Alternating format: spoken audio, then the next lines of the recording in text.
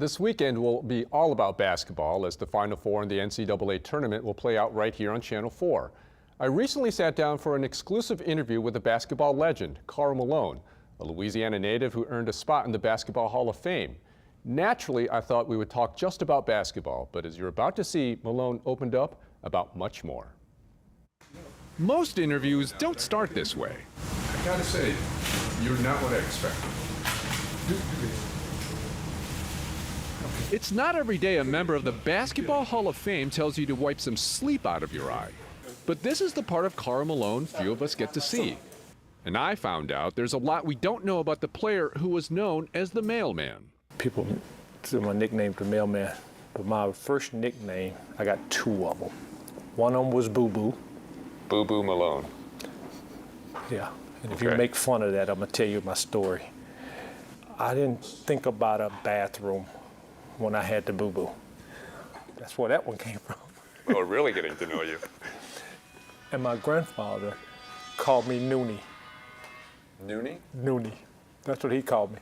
Well, did you boo-boo during noon? Is that how you got that? No, okay. I got that because my grandfather was a moonshiner. Okay. And when he was making his runs, he would give me little bottle caps. And I would be out to noon. So now you know. Malone grew up in Summerfield, Louisiana. When he was a young boy, his father died from suicide, and his mother had to raise him and his other siblings on her own. My mom is the only person in my life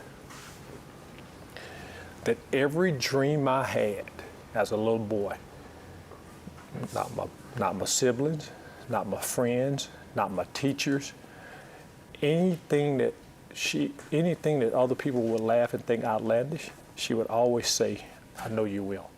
People don't realize this. I didn't want to be an athlete. I was a little run of the family. And I got bullied when I was a little boy. As I got to the 9th grade, the only branch of the military who flew the Harrier jets was the Marines. And that was the jet that hovered, went out, came back, landed, they covered it up. And I wanted to fly a Harrier jet. My mom, the only person, I used to tell her, when I become a captain, I will come back, I will buzz our little country store, and I will land my jet in that field right there and walk over and see you.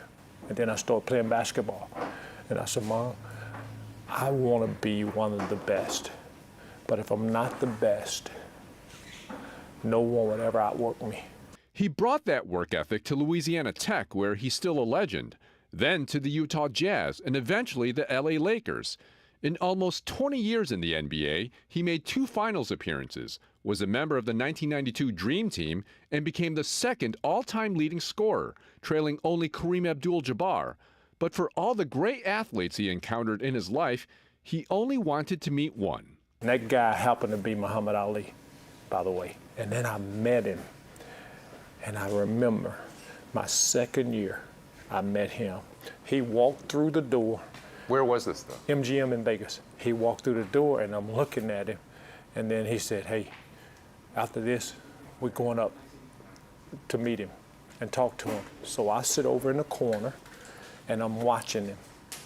And that's how he made everybody feel like they was the only person in that room. Malone took that lesson to heart. When he's speaking with people, he focuses just on the person in front of him. Celebrity status doesn't mean much to him. If you laugh, interview's over. Flip phone. So let me tell you. Poker face. So flip phone. Everybody now, social media, they don't want to be bothered, celebrities, but they get on their phone and they tell you everywhere they're going.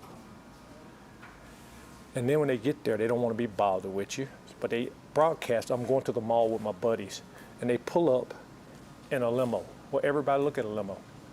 You don't know how many times I've taken a cab, and by the time they realize that you're there, they're like, he was. Right.